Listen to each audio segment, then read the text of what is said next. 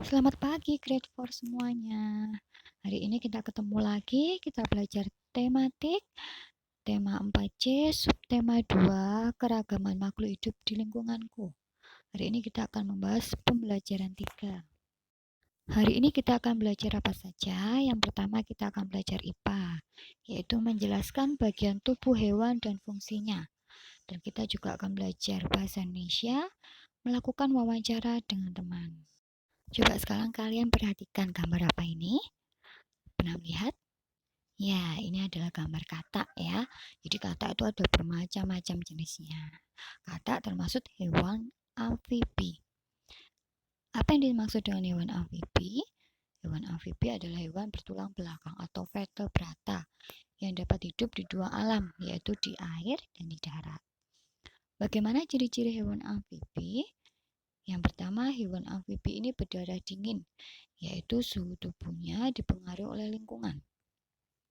Yang kedua, memiliki peredaran darah tertutup, yaitu peredaran darah ke seluruh tubuh melalui pembuluh darah. Yang ketiga, ciri-ciri hewan amfibi yaitu kaki memiliki selaput. Yang keempat, mengalami metamorfosis sempurna. Yang kelima, hewan katak ini bernafas dengan paru-paru dan kulit ketika dia dewasa.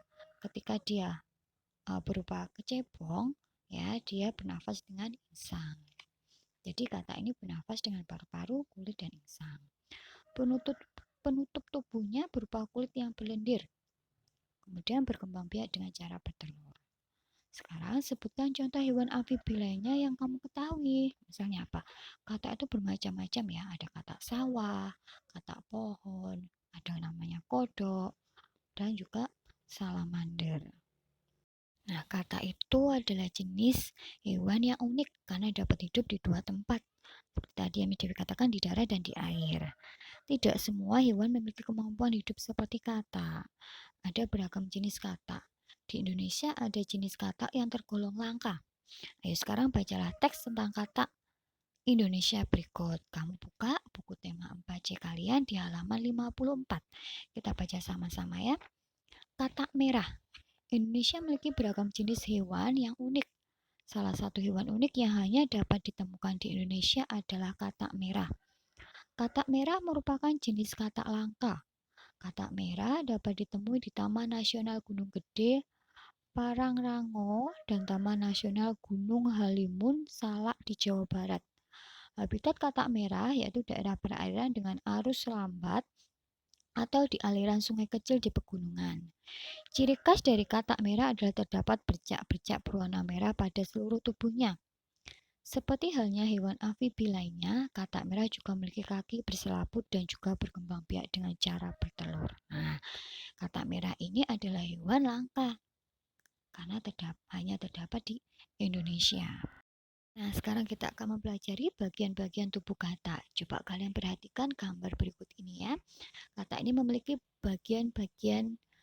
beberapa bagian tubuh. Yang pertama, mulut.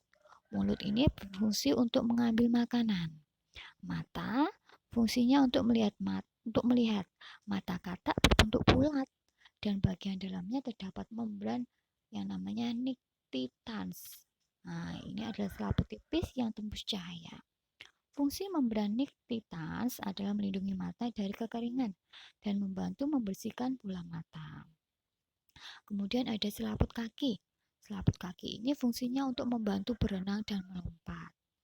Kulit. Kulit katak berfungsi sebagai alat pernafasan dan melindungi tubuh dari lingkungan luar. Kemudian ada kaki. Kaki katak ini fungsinya untuk alat bergerak. Jadi ketika katak berada di darat, itu digunakan untuk melompat. Dan ketika katak berada di air, kakinya digunakan untuk berenang. Selain hewan katak, kita juga akan belajar tentang beberapa jenis bagian tubuh hewan. Yaitu selanjutnya adalah kucing. Kucing ini memiliki beberapa bagian. Yang pertama, telinga. Telinga ini berguna untuk mendengar. Mata berguna untuk melihat. Hidung berguna untuk mencium bau. Mulut dan gigi berguna untuk makan. Rambut, jadi di tubuh kucing itu ada banyak rambut. Rambut ini berguna untuk menutupi tubuhnya. Kemudian perut. Perut berguna untuk mengolah makanan. Kemudian kaki kucing berguna untuk berjalan dan menerkam mangsa. Dan ekor ini berguna untuk keseimbangan. Selanjutnya adalah burung. Bagian-bagian burung adalah yang pertama mata. Mata ini berguna untuk melihat. Hidung berguna untuk mencium bau. Paruh atau mulutnya itu berguna untuk makan dan mengoyak makanan.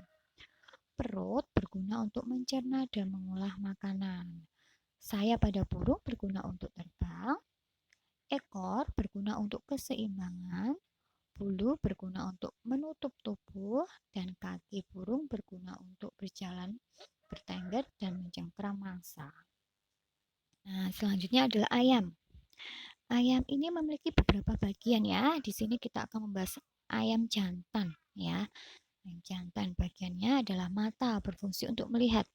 Paruh berfungsi untuk mematuk makanan. Gelambir ada di bawah itu berfungsi untuk berkokok pada pagi hari. Gelambir ini hanya terdapat pada ayam jantan dan jago. Nah, kaki berfungsi untuk berjalan. Nah, kalian perhatikan ada kakinya, ada yang di belakang itu adalah taji. Tajinya berguna untuk mempertahankan diri. Cakar pada ayam ini berfungsi untuk mengais tanah ketika mencari makan. Sayap berfungsi untuk alat keseimbangan saat bergerak ya. Jadi saat bergerak itu saat ayam terbang ya. Kemudian bulu berfungsi untuk penutup tubuh agar suhu tubuhnya tetap terjaga. Jadi tetap hangat ya. Tubuh ayam tetap hangat. Kemudian ekor ini berfungsi untuk keseimbangan. Adalah kita belajar IPA. Sekarang kita akan belajar bahasa Indonesia. Yaitu wawancara. Kemarin kita sudah bahas wawancara itu apa, tapi di sini kita akan mengulangi beberapa pengertian dari wawancara. Wawancara adalah kegiatan tanya jawab oleh seseorang kepada narasumber dengan tujuan memperoleh informasi atau keterangan yang dibutuhkan dalam sebuah penelitian. Dalam melakukan wawancara harus ada narasumber dan pewawancara. Pertanyaan yang akan diajukan dalam wawancara minimal meliputi adik simba. Adik simba itu yaitu siapa, apa, di mana, kapan, mengapa, dan bagaimana. Nah, berikut ini ada beberapa pertanyaan, contoh beberapa pertanyaan mengenai hewan kesukaan atau hewan peliharaan temanmu. Ya, ada 6 pertanyaan. Misalnya, apakah kamu punya hewan peliharaan? Hewan apa saja yang kamu pelihara? Siapa nama hewan peliharaanmu? Sejak kapan kamu melihara hewan? Mengapa kamu memilih hewan itu untuk dipelihara? Bagaimana kamu merawat hewan peliharaanmu? Pertanyaan tersebut, tugasmu sekarang adalah melakukan wawancara dengan temanmu melalui telepon. Bisa melalui telepon WA ya. Kemudian kamu tulis hasil wawancaranya dalam kolom ini. Seperti contoh di bawah ini di buku tulismu.